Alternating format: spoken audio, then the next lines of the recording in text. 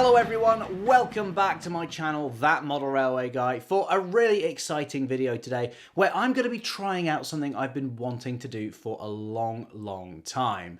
These days, 3D printing has become fairly common within the hobby, with not only various model shops and retailers selling 3D printed products, but also home users like me and you can 3D print stuff at home to use on our model railways.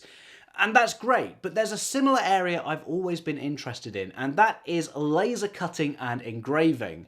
Now, if you've seen any of my previous videos, you'll know that I'm a big fan of using laser cut parts on my layouts, whether that's for a simple control panel or a really detailed laser cut kit like this footbridge. In fact, even the end plates I use on my modular model railway are laser cut pieces I designed myself, which makes the joints on each board super consistent. But while I designed those end plates myself, so far I've had to outsource the actual cutting to a separate company. Until now. That's because recently Creality got in touch with me to let me know about their new laser cutter and engraver, the Falcon 2. They asked whether I fancied trying one out on the channel, and of course I absolutely jumped at the opportunity. Now, Creality is obviously very well known in the world of 3D printing. In fact, I think it's fair to say that they're one of the leading brands in that area. So it's going to be really interesting to see what a laser engraver and cutter from them is like. Now, I should say that this video isn't sponsored by Creality, but they did send me the machine for free to show in the video.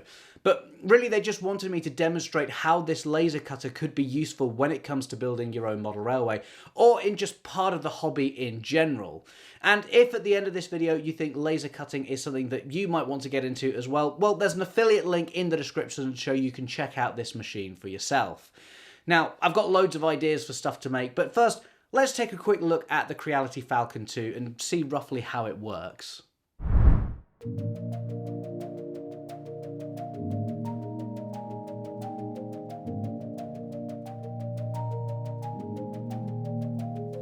So, welcome to the Railway Room, and here is the Falcon 2. Side note, what a cool name, it sounds like a spaceship. It's a bit of a beast of a machine though, and that's because we get quite a generous 400 by 415mm working space, which allows for some rather large projects, as you'll see in a little bit. Now, one of the things that I like most about the Falcon 2 is that it comes pretty much fully assembled out of the box. A lot of other laser engravers require you to build the actual frame and connect all the belts to the motors. It's essentially a bit of a kit, and some of them do look quite complicated. With the Falcon 2 though, the whole frame comes ready assembled. All I had to do was literally put the laser module in place, which as you can see is really easy to do, and then plug it in. After that, the main power cord was plugged in, as well as the air assist, which brings me to my other favourite thing about this machine, is that it comes with an air assist included. A lot of other laser cutters require you to buy that separately.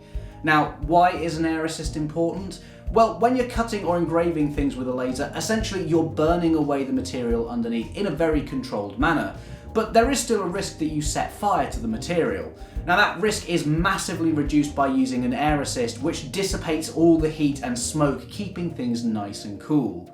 As you can see, it's a nice little self-contained unit that sits off to the side. It plugs directly into the frame of the Falcon 2 for both power and command, and then there's also a little wheel above this too for controlling the amount of airflow. And then there's an air pipe built into the Falcon 2 which you just connect onto the air assist, and that's it. Your projects are now a lot less likely to have any burn marks, making for really clean cuts. As if that wasn't enough though, the laser module on the Falcon 2 does have these nice status lights for air, so that you know the air is working. Fire, if the machine detects a fire, it'll sound an alarm and shut itself down. And then the final one is for the lens of the laser, and this will just let you know if it's dirty and needs cleaning, which is just another one of those things that makes the Falcon 2 really user-friendly. And of course, if you do have any issues while you're in the middle of a project, well, you can always just hit the big red emergency stop button, which will instantly cut the power. It also has a little locking mechanism too, so that it doesn't accidentally switch back on. By the way, for anyone interested, this is the 22 watt version of the laser module. I believe Creality also make 5 watt and 10 watt lasers too, and there's also a new 40 watt version of the Falcon 2 now as well. Generally, my understanding is that for cutting thicker materials, you want a more powerful laser, but the higher you go, the thicker the beam itself gets, at least on a diode laser like this. For use with model making though, at small scales, we obviously want a bit more precision. So a 22 watt laser like this is a great middle ground for getting that fine precision, but also having the power to cut through whatever we need it to. So from my point of view, the Creality Falcon 2 seems like it's got loads of great features, and it certainly feels like it's a machine aimed at more general hobbyists like you and me, who may be new to the world of laser cutting. Now that we've had a look at the Falcon 2 though, it's time to actually put it to the test. And for my first project, I wanted to try something really simple just to get the hang of things. So I decided to make a storage box for some of my models. So this is the design for the box. I know it doesn't look like much at the moment, but once we get all the parts laid out, it'll become a bit more apparent how it all fits together. As a nice little touch, I decided to add some SECR lettering to the outside of the box as well, which gives you a bit of an idea of what I'm planning to store in here. So with the designs ready to go, it was time to plug my laptop into the Falcon 2 and switch it on.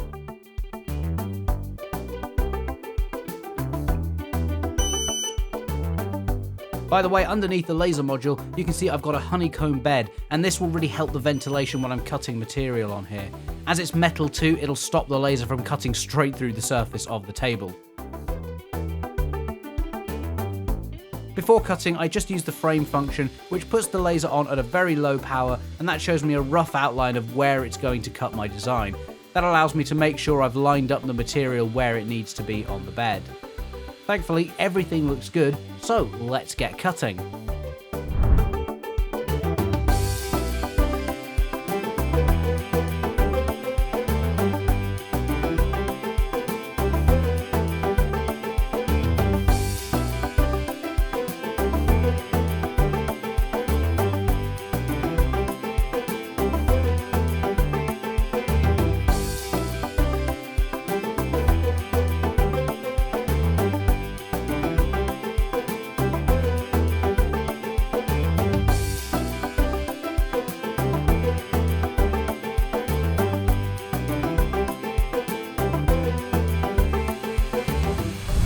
Now, one thing you do have to be careful about with a laser cutter is not looking directly at the laser itself. Obviously, you guys are fine because you're watching this through the lens of a camera, so you might get some funky lens flares and a bit of a light show, but that's about it. In the room though, I have to be a lot more careful, which is why I'm wearing these incredibly stylish glasses that Creality provide with the Falcon 2. In addition to that, there's another tinted panel on the laser itself for a bit of extra safety. The other thing as well is making sure that you have adequate ventilation, just to make sure you get rid of all the smoke that is produced. Currently I'm not doing the best thing because I'm filming this, so I've got the windows behind me closed for sound purposes. However, usually when I'm doing this, those are open along with the windows and doors behind the camera too, which provides a nice through draft. So you do have to be a little bit more safety conscious when you're using a laser cutter, but really it's no more different than using, say, a jigsaw or any kind of power tools or something like a soldering iron. As long as you have a bit of common sense and you take the necessary precautions, you'll be fine. Something else though is that you can hear that the laser cutter isn't too loud. I'm more than capable of talking to you while it's working away in the background, and most of that noise is coming from the air assist. It's actually working quite hard, but because it has little rubber feet on the bottom, that stops it from jumping around on the workbench, keeping the vibrations to an absolute minimum. The material I'm using for this box is 3mm plywood, although the Falcon 2 can actually cut through wood up to 15mm thick, so this shouldn't really cause any issues at all. And to control the Falcon 2, I'm using Lightburn, which is, from my understanding, the industry standard software. It's basically like Photoshop, but for laser cutters.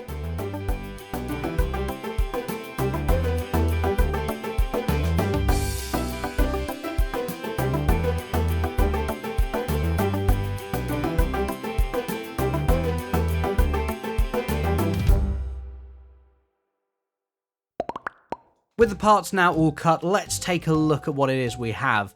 This, as you can see, is the bottom of the box, and then we also have the short sides with the SECR engraving on them, and then the longer sides with some slots cut out for dividers. The dividers themselves have also been cut too, 6 of these in total to give me 7 different compartments. Finally, I also have a lid for the box, which is essentially just a square with that same engraving on it again. To help the lid stay in place though, I have this square cutout that'll be glued to the underside to act as a lip around the edge. Now it's time to fit it all together, which luckily is a fairly easy process. All the sides have finger joints cut into them, which means they slot together really nicely. With a bit of standard PVA glue, the main box can be put together really quickly.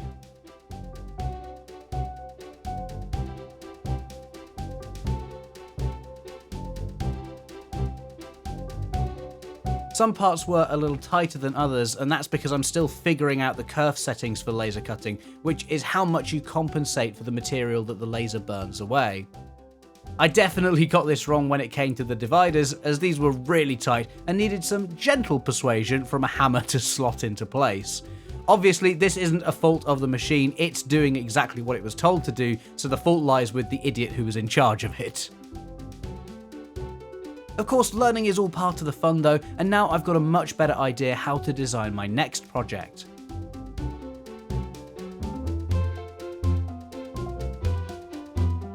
Finally, the lip needed gluing to the underside of the lid. I've already marked out a rough position for this, so it was just a case of adding glue and putting it in position.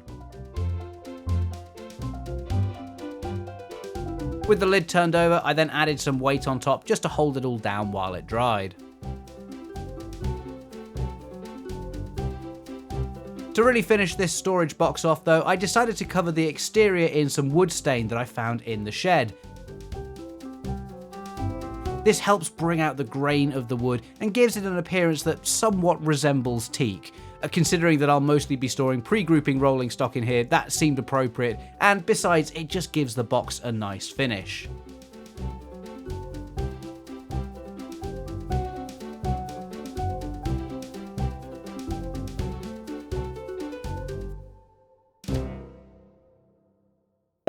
With the storage box now complete, I can finally get some rolling stock in here. As you probably guessed, I'm planning to store all my SECR rolling stock in here, starting off with the 3 birdcage coaches from Bachmann. These are a little shorter than the length of the box, so I've added some foam at the ends to stop them rattling around. Similarly, I've also got the shorter Genesis coaches from Hatton's, with 2 of these fitting into each slot. And you can see the cutouts on the dividers just help with getting my fingers in there too. The final 2 slots are for the SECR wagons from Rapido, with 3 of these going in each slot.